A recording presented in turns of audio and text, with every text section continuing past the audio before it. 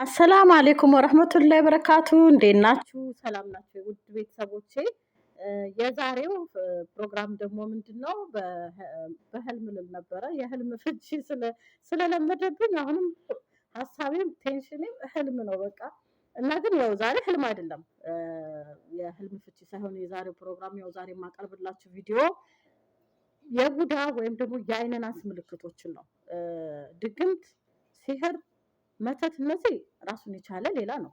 ይሄ ደግሞ አንድ ሰው በሰው አይን እንግዲህ በፓወሩ በአይን ሲጠቃ የሚያሳየው ምልክት ወይም በቡዳ ሲበላ ወይም ደግሞ የሰው አይን፣ በነገራችን ላይ የሰው አይን ህስድ እና ቡዳ የተለያየ ነው።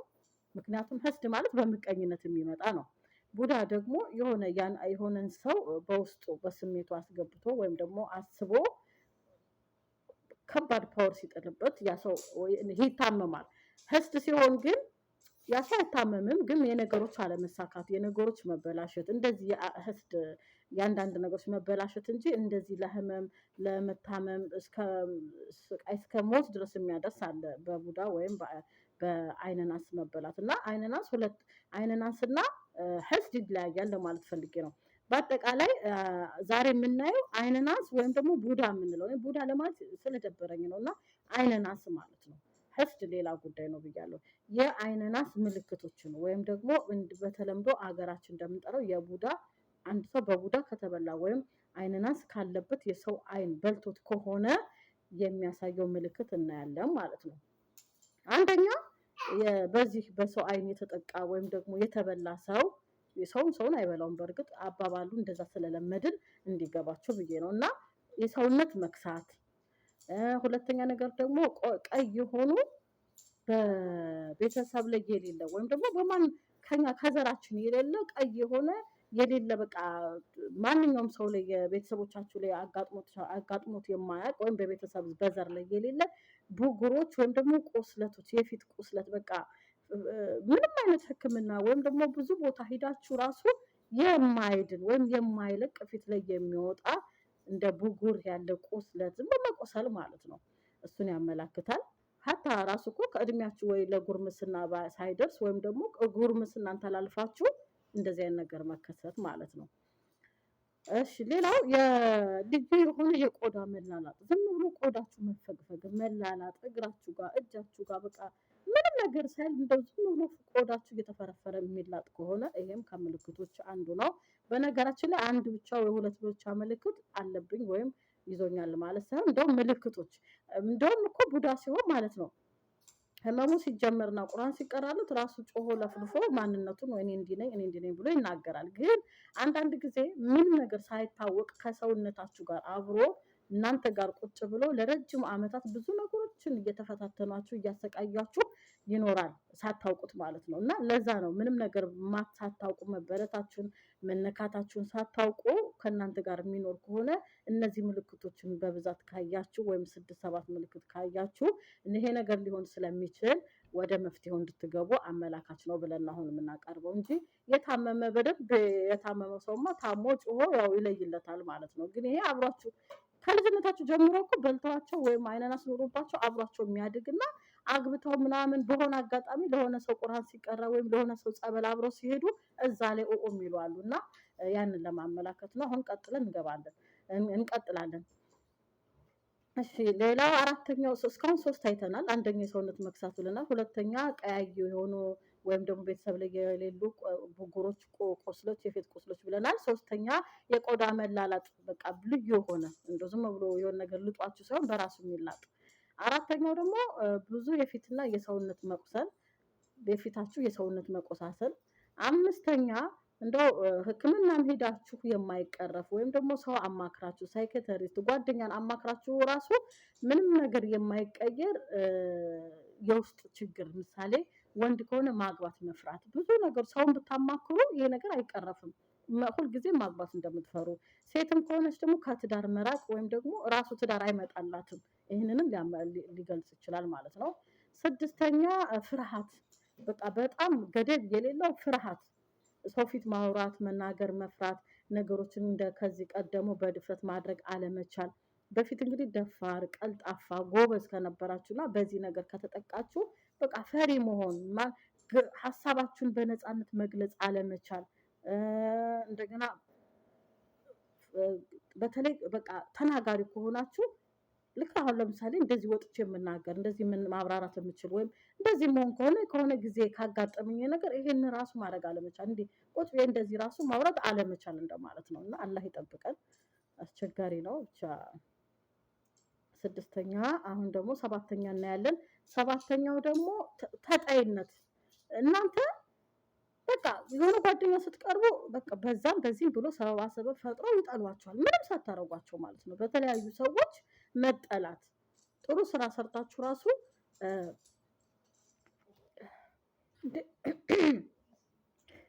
ቪዲዮውን ያቆምኩት ሳላስብ ወይ ጉድ! ዝም ብሎ ድንገት ትንታም አይደለም ትን ራሱ አላለኝም እንዲሁ ዝም ብሎ አያስለኝም። ወይ ጉድ! እንደዚህ አስሎኝ አያውቅም። ውሃ ጠጥቼ ነው እንዳለብኝ እንዴ ነኝ። እስካሁን ምልክቶችን የለም አላጋጠመኝም። ምልክቶቹ ግን ምን እንደሆንኩ አላውቅም። ወላሂ ጸጥ ብዬ ነበር እዚህ ውስጥ ተፈረላላ እዚህ ምን ጋር ነው ያቆምነው? እስካሁን እንግዲህ እኔም እንደናንተ እነዚህ ምልክቶች እየተከታተልኩ ነው ከእናንተ ጋር። ከነዚህ ምልክቶች ውስጥ ምንም የለብኝም። ስለዚህ እኔ የለብኝም ብዬ ነው አሁን እኮ የሰራ ቪዲዮ አላህ ይስጥር ሲጥ አድርጎ ነበር በትንታ ምንም ነገር በቃ ከውስጥ ሳይሆን እንትን ያለኝ እንዲሁ ዝም ብሎ አሳለኝ። ለዛ ነው ቪዲዮውን አቁሜ ተመልሼ የመጣው። አሁን ሰባተኛው ጋር ነን። ምንድነው ብለናል? በተዋወቁት ሰው ሁሉ መጠላት፣ ጥሩ ስራ ሰርታችሁ ምስጋና አለማግኘት፣ ምስጋና ቢስ መሆን ብለናል።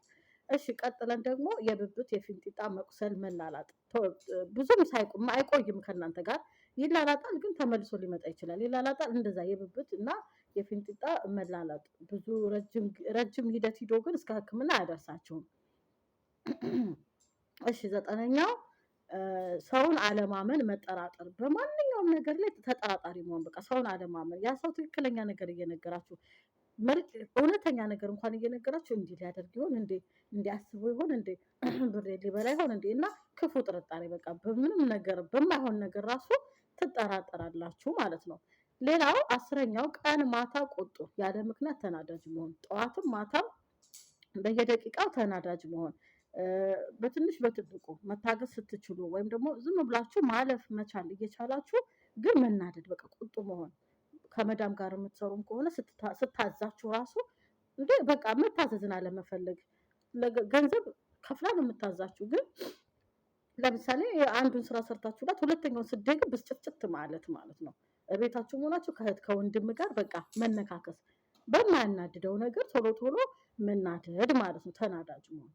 11ኛው ደግሞ የልብ ምት በድንገት መጨመር። በቃ እየተንቀሳቀሳችሁ ሊሆን ይችላል እየሰራችሁ ወይም እንዲሁ ቁጭ ብላችሁ ስራ ላይማ በነገራችን ላይ ስትሮጡ ስትሰሩ የልብ ምት በተፈጥሮ ራሱ ይጨምራል። ግን ቁጭ ብላችሁ ድንገት ሳታስቡት ልባችሁ በፍጥነት ይሞታል።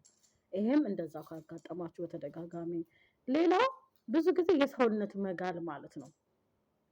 ድንገት አየሩ ራሱ ቀዝቃዛ ጸጥ ያለና ሰላም የተረጋጋ አየር ሆኖ ድንገት ሰውነታችሁ ጋል ሊልና መልሶ ብርድ በቃ እሳት ትሆኑና መልሳችሁ ብርድ። ይሄም ከምልክቶቹ ከእስካሁን ከገለጥኳቸው ምልክት ጋር አብሮ ተጨምሮ የምታስተውሉት ከሆነ ማለት ነው። 13ኛ የከንፈር መንከስ። ከንፈራችሁ እንደዚህ በጭቅጭቅ በቃ ቫዝሊን ቀብታችሁት ለስድስት እንኳን ዝም ብላችሁ ከንፈራችሁን መላጥና እየደማ ራሱ ቢሆን አለማቋረጥ ከንፈራችሁን በተደጋጋሚ መንከስ ማለት ነው። 14ኛው ደግሞ ይሄ የእጃችሁን ፈለግ ጥፍራችሁ በታች ያለው ፈለግ የለም ጥፍራችሁን ሳይሆን ዝም ብላችሁ ከዚህ ከጣታችሁ በታች ያሉ ፈለጎችን ግንጥል እያደረጋችሁ እስኪደማ ድረስ በጭቅጭቅ እያደረጋችሁ መብላት። አታስተውሉትም እኮ ያለባችሁ ነገር ነው እንደዛ የምታረጉት እንጂ አታስተውሉትም። ጥፍር ሳይሆን ከጥፍራችሁ በታች ያለውን ፈለግ እንደዚህ ዳርዳሩን በስጋውን እየቆራረጣችሁ መብላት ወይም ማውጣት ማለት ነው። እንግዲህ እነዚህ ምልክቶች ከ6 በላይ ከተገኘባችሁ ያው በአፋጣኝ ወደ መፍትሄ፣ ወደ ሩቅያ፣ ወደ ጸበል፣ ወደ ቁርአን ወደሚያስፈልገው ነገር መሄድ አለባችሁ ማለት ነው። በነገራችን ላይ ምናልባት እንደው ቤት ውስጥ ሩቅያ ማስደረግ ወይም እናንተ ጸበል መሄድ ጸበል ማለት ሳይሆን ሙስሊሞችን ነው። ለምሳሌ ቤታችሁ ውስጥ ሆናችሁ ወይም ስራ ላይ ወይም መዳም ቤት ሆናችሁ የማትችሉ ከሆነ ጊዜም ከሌላችሁ በቃ በአጠቃላይ በራሳችሁ አንዳንድ ህክምናዎችን ማድረግ ትችላላችሁ እስከዛው ድረስ ማለት ነው። አንደኛ አዘውትሮ ሱራ አልኢኽላስን ሱረተል ኢኽላስን ጠዋት 3 ጊዜ መቅራት። ሁልጊዜ ጠዋት ስትነሱ ከእንቅልፋችሁ 3 ጊዜ ሱረተል ኢኽላስን መቅራት። ከዛ ሱረተል አናስ ቁል አዑዙ ቢረቢን ናስ የሚለውን 7 ጊዜ ጠዋት መቅራት። በተደጋጋሚ እነዚህን እያደረጋችሁ እንግዲህ ጊዜ አግኝታችሁ ሩቅያ እስከምታስቀሩ ወይም ደግሞ ሸህ ላይ ወይም ሃይማኖታዊ ቦታ ሄዳችሁ መፍትሄ እስክታገኙ ድረስ ጠዋት እነዚህን እያደረጋችሁ ራሳችሁን ማከም ትችላላችሁ ማለት ነው። እንግዲህ ሁሉም በሃይማኖቱ በሚያምነው ነገር ወደ ፈጣሪው ቀርቦ ጸሎት ካደረገ ዱዓ ካደረገ በነገራችን ላይ የተቀመጡ ለዚህ ጉዳይ ተብሎ የተቀመጡ ስርዓቶች አሉ።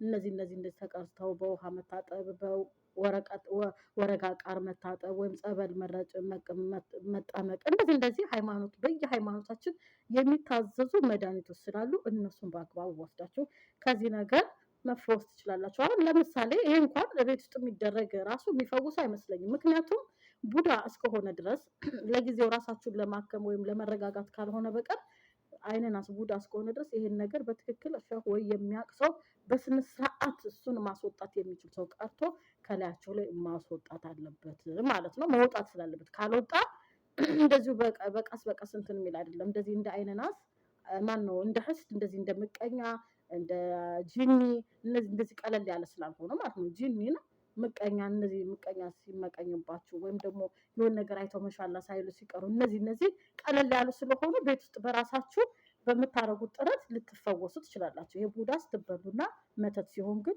ሃይማኖት አባቶች አሉ። እነሱ በሚያዙን መሰረት መድኃኒቱን ተጠቅመን መፈወስ አለብን ማለት ነው። ስለተከታተላችሁን ከልብ አመሰግናለሁ። በቀጣዩ ቪዲዮ ደግሞ እስክንገናኝ ድረስ ላይክ፣ ሰብስክራይብ አድርጉ። ላይክ አድርጉ፣ አይከፈልም። ላይክ አድርጉ።